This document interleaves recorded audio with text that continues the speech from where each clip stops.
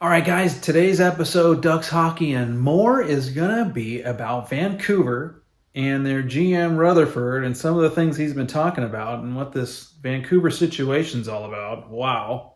And I want to talk the latest trade rumors because that's what I like to talk about, don't I? Especially this time of year. See you in a second.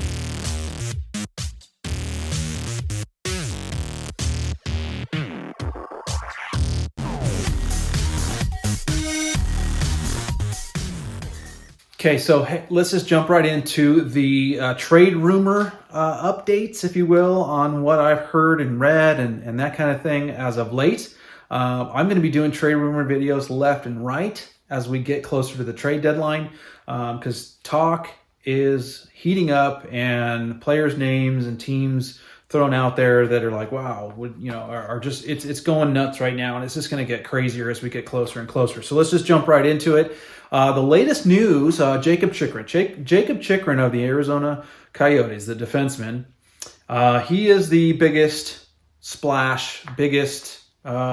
on the market. Okay, as far as who might be moved. Okay, he is the biggest one. He's the big fish, if you will, for any team. Now, here's the thing: Arizona holds the cards because he still has a couple years on his contract, so they don't have to move him this year by the deadline. They don't.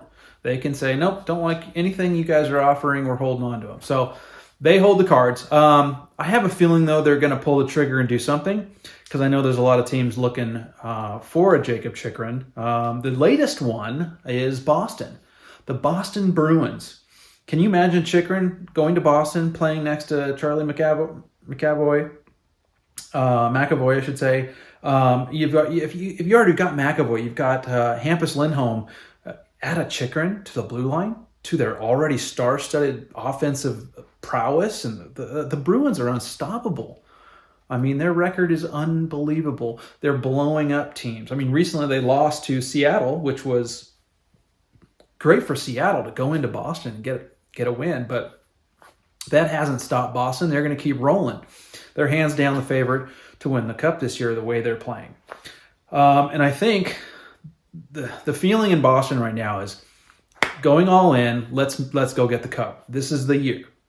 Krejci and I think it's Bergeron, are not going to be around after this year. Okay, they're not going to be around. So you got to look to the future. You got to go all in now. Now, there's a price to be paid for going after a Jacob Chychrun. Jacob Chychrun's Arizona wants two first rounders. It could be a pick and a former first round pick of Boston.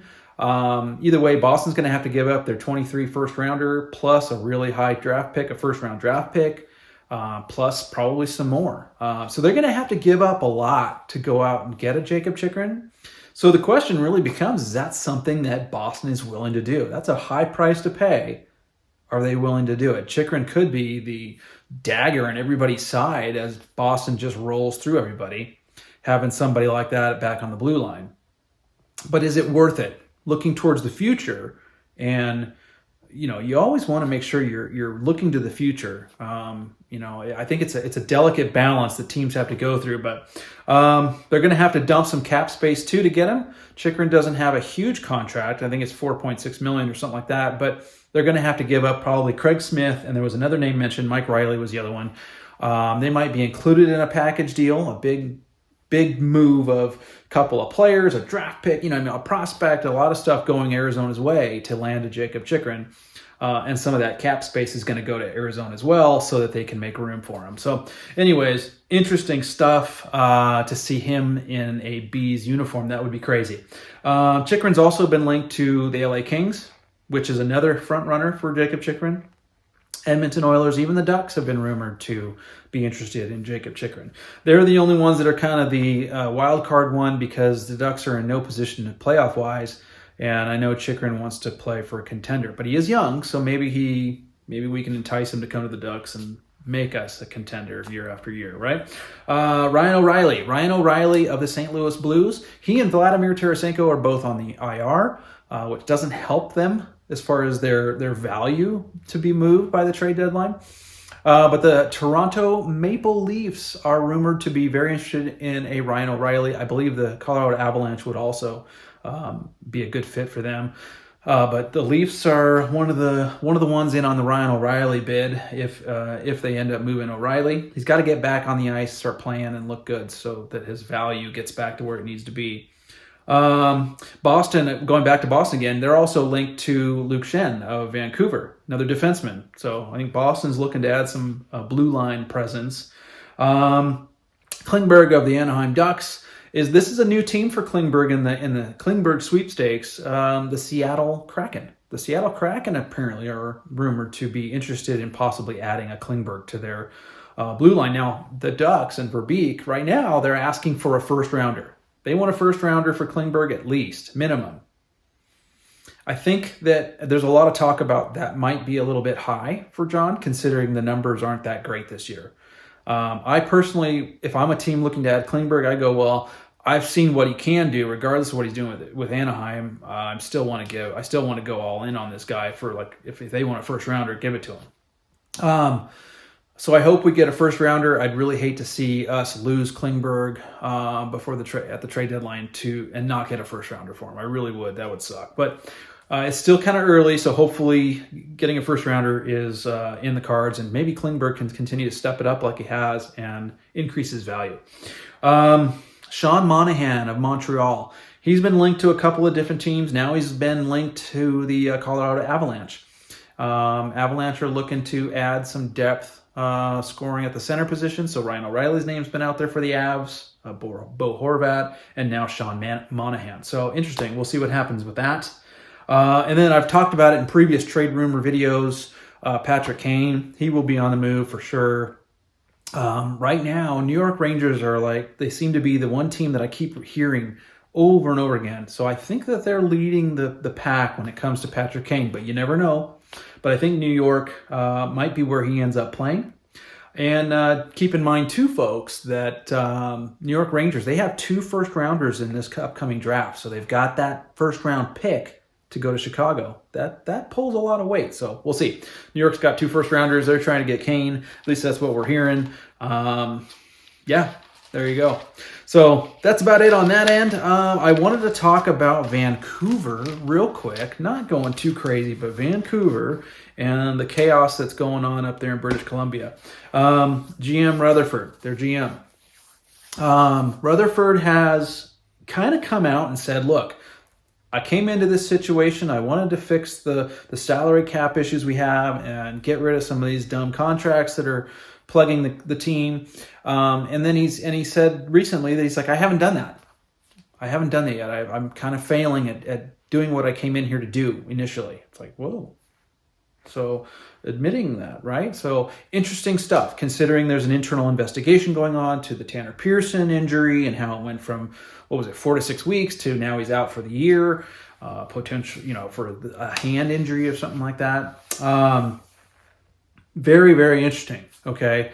Rutherford admitting that he's not doing that hot, but I don't know. There's the Bruce Boudreau, their head coach, who now I'm hearing a lot of stuff where Bruce Boudreau is going to be replaced by Rick Tocchet, and they've already put it out there. The poor guy's coaching this team, trying to keep his job. And now everybody's talking about how Rick Tocchet's waiting in the shadows and he's just going to step in and take over for Bruce. Well, 2 things, okay, that bother me. One, give Bruce a chance. It's not like you guys are that bad, okay? And I don't think it's Bruce Boudreau's fault. I think they need to give. He's an experienced, proven coach. He's a winning coach in this league. Playoff success isn't there, but he's a winning coach in this league, and I think that's too soon to pull the trigger on him, considering some of the player issues they've had throughout the season. But Rick Tocchet has already been named as his successor, so interesting stuff. GM Rutherford for the Vancouver Canucks. He's got some UFAs. Bo Horvat, I think from what I understand, all talks have stopped when it comes to trying anything to keep Bo Horvat as a Vancouver Canuck. And you kind of knew that because he's going to command a very, very good contract, big raise, and they have cap space issues. So I think it's pretty much inevitable. Bo Horvat will be playing for somebody else. It just depends on who's got the right offer for him. The other one that's had a great season so far is Kuzmenko. Okay, he is going to be an unrestricted free agent as well at the end of the year. And Rutherford wants to get him on the books and sign him. So talks are going on. From what I've read, Kuzmenko and his team, his agent, they want $6 million a year. Okay, but they want a short-term contract,